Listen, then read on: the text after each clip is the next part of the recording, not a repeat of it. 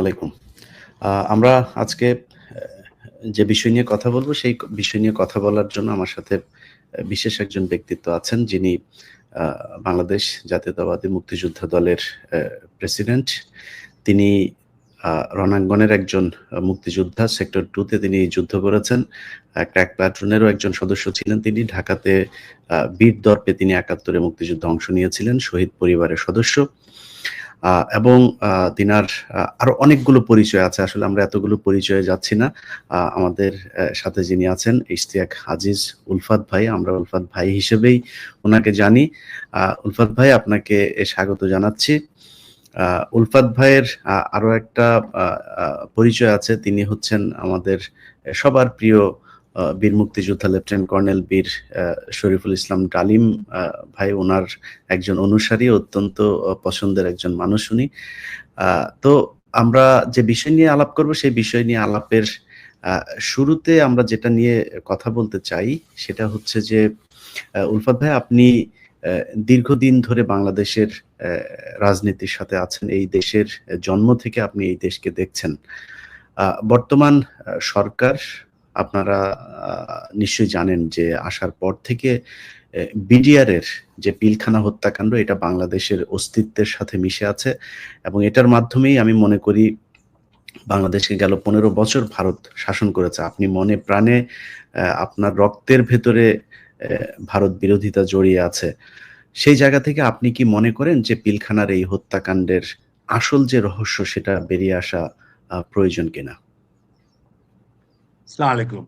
আম আপনার সব দর্শকদেরকে আম আ স্বাগত জানাচ্ছি এবং আমার আন্তরিক শুভেচ্ছা সবার প্রতি। আপনি যে প্রশ্নটা করেছেন, এটা অবশ্যই এটা অ্যাড্রেস করতে হবে। অ্যাড্রেস করতে হবে ভেরি সিরিয়াসলি। তার কারণ আমরা স্বাধীনতা অর্জন করেছিলাম কোট আনকোট ৭১ এর ১৬ই ডিসেম্বর। কিন্তু ১৬ই ডিসেম্বরের থেকেই বাংলাদেশের বিরুদ্ধে যেই কার্যক্রম ভারত চালিয়েছে, ওটা প্রমাণ হয়ে গেছে ওই রেসকোর্সের সারেন্ডার সেরিমনির থেকেই। খুব চালাকি করে ইন্ডিয়া আমাদের সর্বাধিনায়ক জেনারেল এমএজি ওসমানীকে একটা হেলিকপ্টারে উঠিয়ে পাঠিয়ে দিয়েছিলেন সিলেটের দিকে এবং সেই হেলিকপ্টারে ছিল ডক্টর জাফরুল্লাহ চৌধুরী আর ছিল শেখ কামাল। তো they had plan to shoot it down. তো গুলি মেরেছিল, কিন্তু খুব বেশি একটা আঘাত করতে পারেনি। কোনো মতে তারা সিলেটে ল্যান্ড করেছিল। তো সেদিন থেকেই ১৬ই ডিসেম্বর এবং তার আগের থেকেই সবকিছু তাদের প্ল্যান প্রোগ্রামে ছিল। কিন্তু ১৬ই ডিসেম্বর এটা এক্সপোজড হয়ে গেল সবার কাছে যে তারা আমাদেরকে কবজায় নেবে এবং তারা আমাদেরকে আ তাদের সাবজেক্ট হিসেবে, not as friends, not as an independent country, তারা একটা তাদের কন্ট্রোলের মধ্যে রাখবে। তো এই যে বিডিআর কিলিংটা ঘটলো, শেখ হাসিনা এবং আওয়ামী লীগ ক্ষমতায় আসার ৩ মাসের মধ্যে। আমি একটু এর আগে যাব। আমি কলকাতায় ছিলাম ২৮ 2008 এ। আমি যে হোটেলে ছিলাম, সেই হোটেলে একটা ফোন কল আসে এবং বলে যে আমার কাছে কিছু লোকজন দেখা করতে এসছে। তা আমি একটু অবাকই হলাম। ছিলাম কারা এরা? বলে সরকারের পক্ষ থেকে। তা আমি আরো অবাক হলাম। তো বললাম যে, "আমি তো ভাই সরকারের লোকও না। আর আমি তো সরকারের সাথে আমার কোনো কাজও নেই।" বলে কি, "না, আপনি একটু নিচতলায় আসেন।" তো আমি রিসেপশনে গেলাম। গিয়ে ওদের সাথে বসলাম। দেখলাম ৫ জন লোক। তো ওর সাথে, সাথে উনারা সবাই পরিচয় দিলেন। They were at that time working for RAW. তা আমাকে বললেন যে, "অ্যা মানে সরকার মানে আপনি" বাংলাদেশ সরকার উলফাত ভাই, নাকি ভারত সরকারের লোক? না, কলকাতায় ভারত সরকারের। আচ্ছা। একজন এয়ারফোর্সের, ২ জন পুলিশের আর ২ জন গভর্নমেন্টের। হ্যাঁ? আমলা। তো এই ৫ জন আমাকে বসিয়ে কথা বলতে শুরু করল। যে আমাকে বলল যে, "আপনি ওরকম ইশতিয়াক জুলফাত, আপনি একটা মুক্তিযুদ্ধ সংগঠনের চেয়ারম্যান। আপনি আম আপনার সাহায্য আমরা চাই। আবার আপনাকে আমরা সাহায্য করতে চাই।" তো আমি বললাম যে, কি ব্যাপারে ভাই, আমি তো কিছু বুঝতে পারতেছি না। তখন তারা বলল যে দে রিপ্রেজেন্ট র। আমি একটু ধাক্কাই খেলাম আমি। র আমাকে ইয়ে করবে কেন? তো বলল যে এবার সরকার আমরা বাংলাদেশকে সাহায্য করব শেখ হাসিনাকে ক্ষমতায় আনতে। তো আপনি তো কোলাবরেটরদের বিচার চান ৭১ এর। যদি তাই চান, একজন মুক্তিযোদ্ধা হয়ে থাকেন, একজন শহীদ আপনার ভাই, যার সাথে আমরাও যুদ্ধ করেছি আ ৭১ এ। তো তাহলে আপনি আমাদেরকে সাহায্য করেন।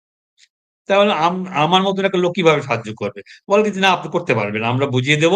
আমরা আপনাকে একটা সংগঠন করব, সেক্টর কমান্ডার্স ফোরাম নামে। সে সেটার আপনি সেক্রেটারি জেনারেল হবেন। আপনার সাথে একজন আমরা সেক্টর কমান্ডার দিয়ে দেব।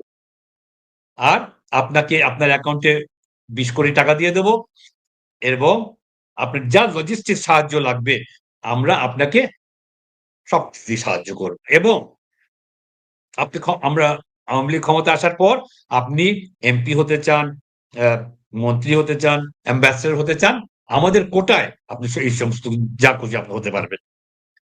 আমি মনে, মনে চিন্তা করলাম, আমার ভাই শহীদ আশরাফ হোসেন আমার বীরুত্তম। সে ২২-২৩ বছর বয়সে মাথার মধ্যে একটা মেশিন গানের বুলেট নিয়ে সে পড়েছিল আ নদীর পাড়ে পাকিস্তান আর্মির বিরুদ্ধে যুদ্ধে। আমার বাবাকে আমার জন্য উঠিয়ে নিয়ে গিয়ে অমানসিক টর্চার করেছে পাকিস্তান আর্মি, অমানসিক। তো আমার বাবার সেই টর্চারের কষ্ট আর আমার ভাইয়ের রক্ত, আমার অর্জিত স্বাধীনতা, আমার স্বাধীন দেশ, আর আমি তাদের কাছ থেকে তাদের কৃপায়, তাদের কোটায় আমি মন্ত্রী মিনিস্টার হব। তো যাই হোক, আমার এটার থেকে বেরোতে হবে। আমি তাদের কাছে বললাম যে, "আমি এখন কথা দিতে পারছি না। আমার সাথীদের সাথে কথা বলতে হবে। তো আমি সামনের মাসে আপনাদের সাথে কথা বলব। I just want to get out of that thing." তো এনিওয়ে বলল যে, "ঠিক আছে, তাহলে আপনার সাথে যে আমার কথা হয়েছে, আমরা একজনকে দিল্লি থেকে আনবো। আপনি কবে ফেরত যাবেন?" তো আমি যাচ্ছিলাম তখন আ বম্বেতে। একজন আমার খুব কাছের মানুষ আজকে যে নেই, হ্যাঁ? তার চিকিৎসার জন্য। তো আমি বললাম যে, "আমি ১৫ তারিখে ফিরবো। ১৬ তারিখে এখান থেকে আমি দেশে ফেরত যাবো।" তো আমি এই বলল, "আমাদের কাছে সাহায্য নেন, টাকা-পয়সা নেন, এমনি ধরুন।" আমি বললাম, "আমার কিচ্ছু দরকার নেই। আমার গরিবি হালে আমার ৩ টা বাচ্চা নিয়ে আমি যাচ্ছি। আমি তাজমহল যাবো, আমি আ আজমের শরীফ যাবো।" বলে কি, "এখানে সব জায়গায় আমাদের বাংলো আছে, আমাদের আ গাড়ি আছে, আপনি আমাদেরকে নেন।" আমি বললাম, "না, আমি কিচ্ছু নেব না এখন। তো আমি এর পরবর্তীতে আপনার কাছ থেকে সবকিছু নেব।" তো আমি ১৬ তারিখে আমার ফেরত আসার কথা। আমি হোটেলে গিয়ে বললাম যে, "আমি ১ দিন আগে ফেরত যাবো।" ফিরে এসে, "আমি ১ দিন আগে ফেরত যাবো। তো টাকা-পয়সা সব জানি ক্লিয়ার করে।" তো ওরা ইনফরমেশনটা দিয়ে দিয়েছে এদেরকে যে উনি একদিন আগে চলে যাচ্ছেন। আমার কাছে ফোন কল আসলো। তখন আমি নিউ মার্কেটে হাঁটাহাঁটি করছি।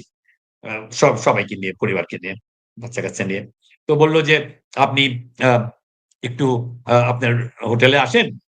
একটু কথা আছে আপনার সাথে।" তো আমি ওদেরকে বললাম যে, "তোমরা উইন্ডো শপিং করতে থাকো আর আমি গিয়ে একটু আসি।" নিউ মার্কেটে একটা হোটেলে ছিলাম আমরা। তো গেলাম। যাওয়ার পর উনি বললেন যে, "আপনি তো আমাদেরকে বলেন নাই আপনি কালকে চলে যাচ্ছেন। হ্যাঁ? তো এনিওয়ে আমাদের উনি দিল্লি থেকে আসছেন। আপনি একটু কথা বলেন উনার সাথে।" আ তো আমি কথা-টথা বললাম। বললাম যে, "আমি কবে আসবো?" উনি জিজ্ঞেস আমি আসবো না, উনারা আসবেন। তা আমি বললাম যে, "ভাই রয়াল লোকজনের নিয়ে কোথায় ঢাকায় বসবো আমি? আর তাছাড়া আমার তো আসার ইচ্ছা নাই। আমার তো এটা কিছু করার ইচ্ছা নাই।" আমি সব ওনাদের সাথে কথাবার্তা বলে আমি তার পরের দিন আমি চলে আসলাম। আমি তারপরে ৩-৪ মাস আমি কোন ফোন ধরি না। অচেনা ফোন তো ধরিই না। আর ইন্ডিয়ার ফোন তো ধরিই না এবং বিদেশি ফোনও আমি ধরি না। এর ঠিক ১ বছরের মতন পরে অলরেডি আওয়ামী লীগ ক্ষমতায়, শেখ হাসিনা ক্ষমতায়। আমি বসে আছি। তো ফোন আসলো। বিদেশি ফোন দেখে আমি ধরে ফেললাম তাড়াতাড়ি। প্রায় বছরখানেক পর। ২৬শে ফেব্রুয়ারি ২০০৯। বিডিআর কিলিং হয়েছে ২৫শে ফেব্রুয়ারি। ফোন করে ধরছি পরেই বলে কি যে, "ভাই আমি অমুক, দাদা আমি অমুক। আমি আপনাকে লন্ডন থেকে ফোন করছি।" আমি বললাম, "আপনি লন্ডনে কেমন করে? কোথায়?" বলে যে, "আমাকে প্রাইজ পোস্টিং দেয়া হয়েছে শেখ হাসিনাকে এবং আওয়ামী লীগকে ক্ষমতায় আনবার জন্য। আপনি যদি আমাদের সাথে থাকতেন, তাহলে তো আপনি এখন কত পাওয়ারফুল লোক থাকতেন বাংলাদেশে।" আমি ভাই কপালে ছিল না আমার এখন কি করব আমি? হয়নি। বলে যে, "না আমি সেইজন্য ফোন করি নাই। তো আপনি একটু একটা ইনফরমেশন আমাদেরকে দিতে হবে। এই যে বিডিআর কিলিং হলো কালকে, এটা সম্বন্ধে আপনি একটু ইনফরমেশন নেন। সবাই যে আমাদেরকে দোষ দিচ্ছে যে এটা নাকি ভারত করিয়েছে। ঠিক ২৪ ঘন্টা পার হয়নি।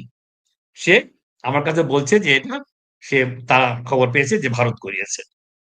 তা আমি বললাম যে, "আমি কেমন করে আপনাদেরকে খবর দেব? আমি ইন্টেলিজেন্স লোকও না, আমি আর্মির লোকও না।" বলে কি, "না ভাই আপনি পারবেন ইচ্ছা করলেই আপনি একটু করেন, আমি কালকে আপনাকে আবার ফোন করব।" বলে বিদায় নিল। আমি ভাবতে লাগলাম যে আজকে ১ বছর পর এই ঘটনা স্টিল গোইং অন বিডিআর এ পিলখানায়। আমাকে ফোন করলো। সে ওই ঠাকুরঘরে কে কলা খায় না, ঐরকম একটা সিচুয়েশন সে আমাকে স্মরণ করিয়ে দিল যে, "দেখো আমরা কি করতে পারি। আমরা কি করেছি এবং আমরা কি করতে পারি।" তো যাই হোক, এই বিডিআর কিলিংটার মধ্যে দিয়ে আমাদের স্বাধীনতা সার্বভৌমত্বের উপরে একটা বিরাট আঘাত একটা। বিকজ ওরা খুব meticulously প্ল্যান করে এই বিডিআর কিলিংটা করিয়েছে। কারণ তারা দেখেছে যে একটা আর্মি, সেনাবাহিনী যখন patriotic থাকে, which is their duty, which their promise to serve the country and the people, যদি থাকে তাহলে কিছু করা তাদের ইচ্ছা মতন সম্ভব না। কাজেই ওই জায়গাটায় সবচেয়ে শক্ত জায়গাটায় আমাদের ওখানে হিট করতে হবে। যত ইম আমাদের সাহসী অফিসার, হ্যাঁ?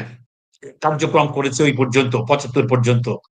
ওদের সবাইকে এ এ ন এটা অ ওই ২০৭১ এর পর থেকে ২০০৯ পর্যন্ত।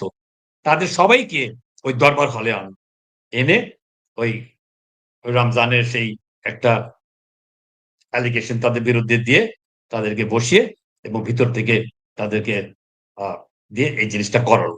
কিন্তু ওরাও বুঝতে পারে নাই যে তাদের মধ্যেই ইন্ডিয়ান অপারেটিভসরা কাজ করেছে। সেদিনকার খোঁজ নিলে জানতে পারবেন যে একটা ফ্লাইট টেক অফ করে ঢাকা এয়ারপোর্ট থেকে। One and only flight. সেটা ঢাকার থেকে দুবাই পর্যন্ত। এবং সেখানে ৪০ জন লোক যায় এবং এদের মধ্যে এই ব্লাক ক্যাটরা যারা কাজ করেছে সেদিনকার বিডিআর এর ড্রেস পরে, ড্রেস রেখে তারা একটা গাড়িতে উঠে বা কেউ বলে আর্মি অফিসাররা এখনো বলছে যে ৮ টা আ অ্যাম্বুলেন্স কালো গাড়ি ওখান থেকে বের হয় এবং তারা কোথায় যায়? সেখান থেকে এয়ারপোর্টে যায়। তারা this was a plan and meticulously carried out by র। আর এদেরকে হেল্প করেছে কারা? এদেরকে হেল্প করেছে আহ আমাদের তখনকার আওয়ামী লীগের আ আজম, আ তারেক সিদ্দিকীরা, মির্জা আজমরা, জাহাঙ্গীর কবির নানকরা, ফজলে নূর তপসরা, তখনকার হোম মিনিস্টার সাহারা খাতুন এবং বাইরের থেকে সবকিছু মনিটর করেছে এবং দেখাশোনা করেছে হাসানুল হক ইনু আর আসাদুজ্জামান কামাল টাইপের লোকেরা। আর ওখানকার লোকাল কিছু আওয়ামী লীগের। তো এইটা করতে পারার পর তারা এই পর্যন্ত এই গত এতগুলা বছর তারা ডাইনে বাঁয়ে তাকায় নাই। তারা তাদের মতন করে নির্বাচন করেছে। তারা তাদের মতন করে শেখ হাসিনাকে ক্ষমতায় রেখেছে। কাজেই এটার বিচার এটা হতেই হবে। যখন এই আমাদের বিএনপির লম্বা ১৭ বছরের আমাদের যে আন্দোলন, আমাদের যে তাদের সাথে একটা বোঝাপড়া এবং তাদের অত্যাচার আমরা সহ্য করে এই পর্যন্ত এসছি এবং ঘটনাক্রমে ওই সময় এই বৈষম্য বিরোধীরা একটা সাহসী পদক্ষেপ নিয়েছে। নেওয়ার পর যখন যেদিনকার আ আবু সাইদ মারা গেল এবং পরে মুগ্ধ, শান্ত, ওয়াসিম, ফারুক, সাকিব, তামিম এই যে এরা সব বাচ্চারা তারা এই অত্যাচার সহ্য করতে না পারে এত বছরের একটা প্রতিবাদী হয়ে তারা যে নামলো এবং they got shot and killed. এই আবু সাঈদের ওটা দেখে আর কেউ ঘরে বসে থাকেনি। তো এই আমাদের স্বৈরাচার থেকে আমরা মুক্তি পেলাম। ১ম জিনিস যেটা করা উচিত ছিল এই সরকারের বিডিআর কিলিং কে ফেস করা উচিত ছিল। আমি 2005-এ 5ই জুলাই না 5ই অগাস্ট জিনিসটা হলো। আমি 8-10 তারিখের দিকে আমি খোঁজ করতে লাগলাম আসিফ নজরুল সাহেবকে। আমি তার বাসায় গেলাম। তার বাসায় গেলাম। সে কয়েকদিন পর প্রফেসরকে নিয়ে ভিতরে কথা বলছিল। আমরা বারান্দায় ছিলাম। আমি আমার সাথে মেজর মিজানকে নিয়ে গেলাম, রিটায়ার্ড একজন officer. And he has all the papers and all the documentation, and he has more knowledge than anybody else about BDR. A lot of people about BDR killing. আমরা দুজনে খুব উৎসাহ নিয়ে আমরা গেলাম। তো আমরা জিজ্ঞাসা করলাম, বলে যে, "হ্যাঁ, ঠিক আছে ভাই, আপনি এসছেন?" আমি তার সাথে 20-25 বছর ধরে কাজ করি আসিফ নজরুল সাহেবের সাথে। তো তখন দেখলাম যে উনি he is not that same person, or maybe he was putting up a front all this time. হ্যাঁ? তো আমার সাথে মানে একটা অপরিচিত লোকের মতন কথা বললেন। তো উনি বললেন যে, "এটা এখন করা সম্ভব না। এটা করব না।" আমি বললাম, "কেন?" "এটার মাধ্যমে আপনি পুরা সেনাবাহিনীকে আপনি একটা জায়গায় নিয়ে যাওয়া যাবে যে তারা কোনদিন কথা বলতে পারেনি। যারা কথা বলেছে চাকরি গেছে, জেলে গেছে, গায়েব হয়েছে, গুম হয়েছে। হ্যাঁ? এই এতগুলো অফিসার এই এরকম একটা যুদ্ধ চালিয়ে গেছে এই বিডিআর কিলিং এর বিরুদ্ধে। আপনি এখন এটা ফেস করবেন না, আপনি কখন করবেন?" উনি বললেন যে, "না, এখন আপনার করা সম্ভব না।" আমি তখন বুঝতে পারলাম যে এই প্রেজেন্ট আর্মি ইন পাওয়ার, এই জেনারেল ওয়াকাররা এখন এটা চাচ্ছেন। কারণ তাহলে তারা তো কাঠগড় আসিফ নজরুলকে আপনি জিজ্ঞেস করেন নাই যে এটা কি আপনারই মতামত নাকি মানে এটা সরকারের পলিসি? কি কারণে করবেন না? এরকম কোনো প্রশ্ন আমি করেছিলেন? যখন এটা নিয়ে অ্যাগ্রেসিভ হতে লাগলাম, হ্যাঁ? উনি আমাকে কাট শর্ট করে দিলেন। ওরে বললেন যে, "ভাই আমার টাইম আছে, ইয়ে হয়েছে, আমার এক জায়গায় যেতে হবে। আমি রেডি হয়ে এখন আমি যাবো ওখানে। আমি এখন থাকতে পারছি না আপনার সাথে আর।" আমি বললাম যে, "আপনি একটা দাঁড়িয়ে কথা বললেন আমাদের সাথে, হ্যাঁ? আর সিঁড়ি দিয়ে উঠে যাচ্ছেন। আর এই জিনিসটা আপনারা অ্যাড্রেস করবেন না? আমি তো এই যে মেজর সাহেবকে নিয়ে এসেছি, ২-টা মিনিট আপনার সাথে কথা বলবে।" বলে কি, "না, এই ব্যাপারে আমি কোন কথা বলতে পারব না।"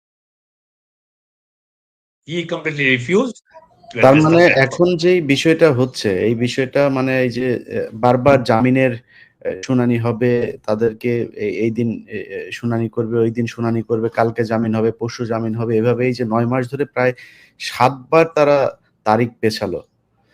তারিখের দিন এসে তারপরে জাজ সাহেব বলেন যে, "না, আজকে অসুস্থ, কালকে উনার পাতলা পায়খানা, পরশুদিন বউয়ের সমস্যা।" একেক দিন একেক কথাবার্তা বলেন। তার মানে এগুলো কি তাহলে মানে আসিফ নজরুলদের পূর্ব পরিকল্পিতই ছিল?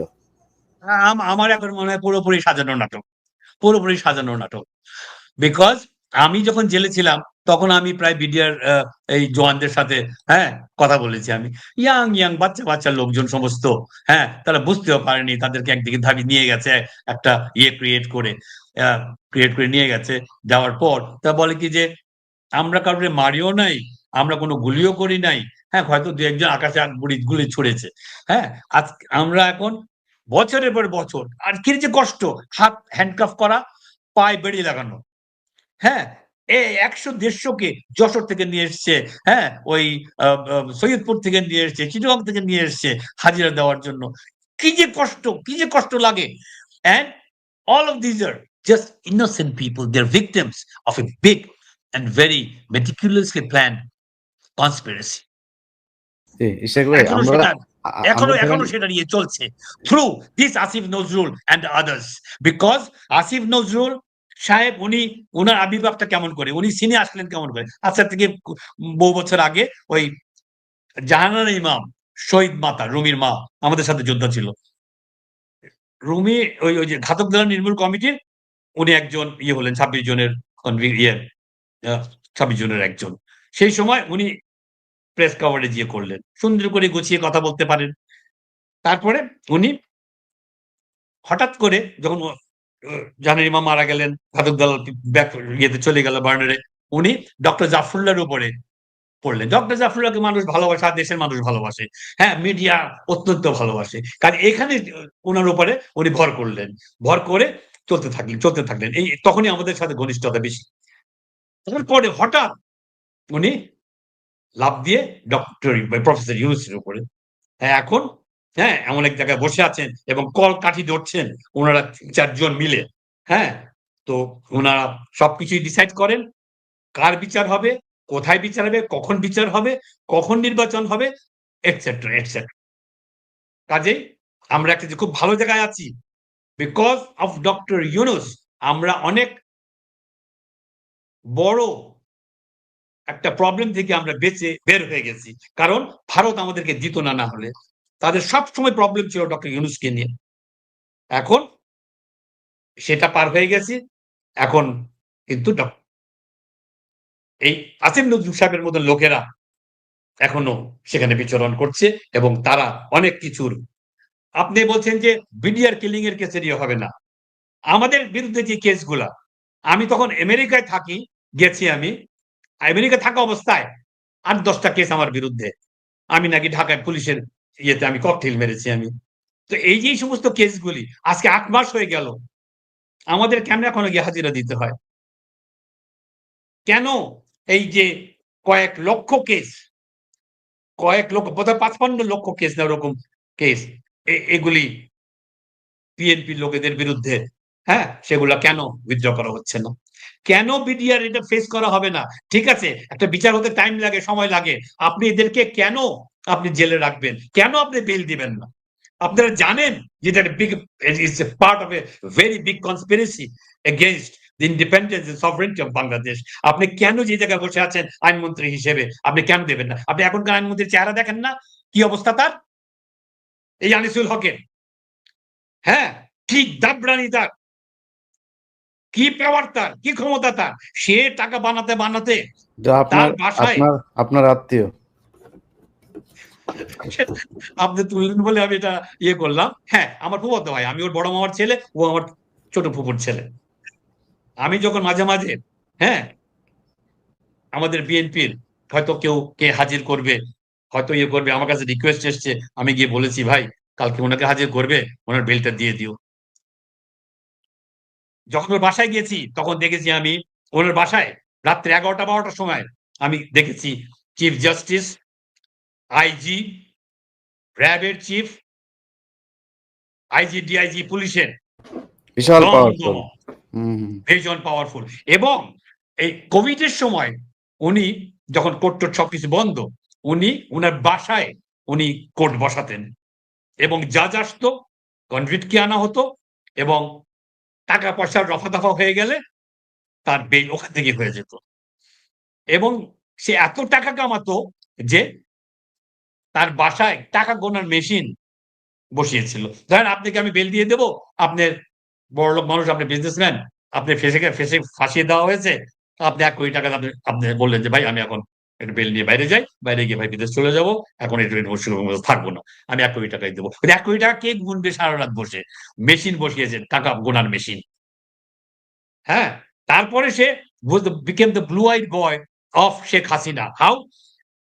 দুদকের সে অ্যাডভাইজার হলো। মেজর ডালিমদের কিলিং এর এই এই এই শেখ মুজিবুর রহমান কিলিং এর এই ডালিম ভাইদের বিরুদ্ধে, হ্যাঁ, এই কেসের সে কর্ণধার হলো। তারপরে পিডিআর কিলিং। এই সমস্ত করে he became the blue I'd boy of Sheikh Hasina. তো দেখলো যে এত টাকা আমি রাখবো কোথায়? আমার একটা ব্যাংক দরকার। সে একটা ব্যাংকও নিল আমার ফুফুর নামে। চেয়ারপারসন কে ব্যাংকের? জানারা বেগম, আমার ফুফু। সে মারা গেল পরে তার গার্লফ্রেন্ড তৌফিকা করিম এখন টাকা পয়সা সবকিছু নিয়ে ভেগে গেছে কানাডায়। ওকে? করল। তো এখন দেখেন না তার হাতে পিছনে ইয়ে দিয়ে টেনে নিয়ে যায়, নিয়ে আসে। আসিফ নজরুল সাহেব, আপনি এই ক্ষমতার থেকে যাওয়ার পর বিএনপি তো ক্ষমতায় আসবে কতদিন পরে। আজ হোক কাল হোক আপনি ইলেকশন দিতে হবে, নির্বাচন দিতে হবে। আর নির্বাচন আওয়ামী লীগের মতন একটা দলের সাথে পাঞ্জা লড়ে, হ্যাঁ, ১৫-১৬ বছর রাস্তায় ছিল বিএনপি। আর এখন আওয়ামী লীগ মাঠে নাই। আর আওয়ামী লীগ আগামী ১০০ বছরে আসতে পারবে না। এই বিডিআর কিলিং থেকে আরম্ভ করে, এই ইলিয়াস আলীর গুম থেকে আরম্ভ করে, চৌধুরী আলমের গুম থেকে আরম্ভ করে, এই বাচ্চাদেরকে, এই মুগ্ধ, এই শান্ত আর আবু সাইদদের মার্ডার, হ্যাঁ? দেখেন কিরকম আওয়ামী লীগাররা কত খারাপ এরা হতে পারে। আমি এই ৮ মাসে একজনও কেউ কোনদিন অনুশোচনা করল না। নো রিমোর্স যে আমরা এদেরকে মেরেছি। আর ওরা অনেকে তো বলে বলে ও তো ওরা বলে ক্ষমতায় ওরা চলে এখন আসবে। বলে কেউ নাকি মারাই যায় না, এগুলো সব নাটক। হ্যাঁ, সব নাটক। মারা যায় নাই। ১০০ বছর আসতে পারবে না। আর ১০ বার ফাঁসি হবে শেখ হাসিনার মতন লোকদের এবং আনিসুল হকদের মতন লোকদের। Just wait and see. Never. আমরা বিএনপি ক্ষমতায় আসুক না আসুক, হ্যাঁ? ক্ষমতায় তো আসবেই। এটা তো কোনো ব্যাপারই না। হ্যাঁ? It's just question of time how the things settles. এই সংস্কার-টংস্কার ইয়ে হলে একটা নির্বাচন দিলেই, হ্যাঁ? ম্যাডাম চলে আসছেন।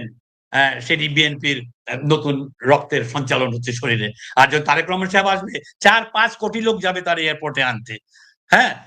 পছন্দ সেদিন হোক তারেক রহমান আর যেদিন না দেশে হোক যাবে মানুষের। সেদিন সেদিন আসলে সরকার বিএনপি ক্ষমতায় চলে আসবে। মানে ওই দিন আর নির্বাচনের দরকার হবে না, পরিস্থিতি অ্যাবসোলিউটলি, যা হবে। অ্যাবসোলিউটলি। তো উলফাত ভাই, আমরা শেষ দিকে করি আপনার আসিফ নজরুলের যে বিষয়টা আমরা বলছিলাম। মানে আসিফ নজরুল আ আজিম এই নজরুল যে আপনি বারবার যে আপনি কথাটা জানছেন বললেন, হি ইজ আপনি এ ভেরি স্মল ম্যাটার।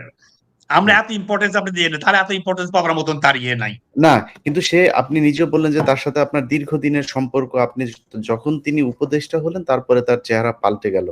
মানে এই যে আসিফ নজরুলের যে 'প্রথম আলো', 'ডেইলি স্টার' এদের হয়ে মানে মানে আসিফ নজরুলকে তো বাংলাদেশের মানুষ ভালোবেসেছিল। আমি নিজেও পছন্দ করতাম তাকে। মানে সে ভেতরে এই যে এগুলো করছে, এটা কি মানে এমনিতেই করছে নাকি তাকে হানি ট্র্যাপ কোনো কিছু দিয়ে করতে বাধ্য করা হচ্ছে এগুলো? কারণ তিনি শুধু 'প্রথম আলো', 'ডেইলি স্টার' এর বাইরে কোনো কিছু হানি করেন ট্র্যাপ না। লাগে না। কিচ্ছাগুলো দেখেন না আপনি? তার লাইফের কিচ্ছা। সে তো নট অনলি যে হুমায়ূন আহমেদের মেয়ের সাথে বয়সের এত ডিফারেন্স, তারপরেও এই একটা নিয়ে এখন ইয়ে আছে। কিন্তু তার এক্টিভিটিস কি প্রাচী উনার ওয়াইফের নাম ছিল? রোকেয়া। রোকেয়া প্রাচী। এইসব টাইপের অনেক রকম এক্টিভিটিস। সে তো যখন লন্ডনে গেল একটা কোর্স করতে, হ্যাঁ? সেখানে পরিচয় হলো যে আ ও ডাকনাম কাজল মহিলা। হ্যাঁ? উনার সাথে এক সাংবাদিকের স্ত্রী। তার সাথে জেবুন ফষ্টি-নষ্টি করে জেবুন জেবুন তাকে রহমান ঘর ছাড়ালো। ওই জেবুন ঘর রহমান ভাঙলো। কাজল, আপনি আপনি আপনি বলেছিলেন যেমন আগে। যেমন হ্যাঁ, হ্যাঁ, রহমান জেবুন কাজল। রহমান কাজল। হ্যাঁ? উনার উনার সাথে ফষ্টি-নষ্টি করে উনার ঘর ভাঙলো। এবং লন্ডনে উনাকে ছেড়ে রেখে ২ টা মেয়েকে রেখে ফেলে রেখে উনি চলে আসলেন। উনার কাজই তো সবসময় এরকম। উনি আমাকে যে কথাটা আমি বললাম আজকে টিভিতে, এটা তো কালকে লাখ মানে লোক দেখবে। মানে মানে তা এই আমাকে চ্যালেঞ্জ করুক উনি। এই আমাকে চ্যালেঞ্জ করুক যে উলফাত সাহেব যেটা বলল, এটা সত্যি কথা না। উলফাত আই ভাই, উইল আমরা শো হিম যে এটা কোনটা এটা সত্যি কোনটা না। আসিফ নজরুলের এইসব বিষয়ে মানুষ শুনে মাঝে মধ্যে একটু আ বিনোদন নেয়। আমরা একটু বিস্তারিত শুনতে চাই। কি হয়েছিল? ঘটনাটা কি? বা আপনি কিভাবে জানেন এই ঘটনাটা? আগেই তো বললাম আমি আসিফ নজরুলকে এত ইম্পোর্টেন্স দেওয়ার দরকার নেই। হি ওয়াজ ইন লন্ডন। এই সমস্ত করে বেড়ান। উনি বলে বেড়াতেন তখন একটা মেয়েকে আমার পটাতে ৫ টা মিনিট সময় খালি লাগে। আমি ৫ টা মিনিট কথা বলতে পারি, সেই মেয়ে আমার পিছন ঘুরবে। ওকে? এই টাইপের মেন্টালিটি তার। তো লন্ডনে গেছে, ওই বাসায় হয়তো আমন্ত্রিত হয়েছে, হ্যাঁ? ঘনিষ্ঠতা হয়েছে। তারপরে সে তার কাজ কন্টিনিউ করেছে। এবং সেই ঘরটা ভেঙেছে। That lady lives in America now. হ্যাঁ? বাচ্চা ২ টা বড় হয়ে গেছে। হ্যাঁ? And I am talking about somebody very close to home. এর চেয়ে বেশি আর আমি বললাম না আপনাকে। ভেরি ক্লোজ টু মানে হোম। মানে তাই আসিফ নজরুল সেই নারী উনি কি তার স্বামীর ঘর থেকে বাংলাদেশের এই সরকার যাওয়ার পর উনি যতই দেখান যে রাতের বেলা উনি ওইসব আ বিএনপির লোকেদের আমাদের সব টপ রাজনীতিবিদদের সাথে উনি ফোনে কথা বলেন, হ্যাঁ? ওই সমস্ত কোনটাই কাজ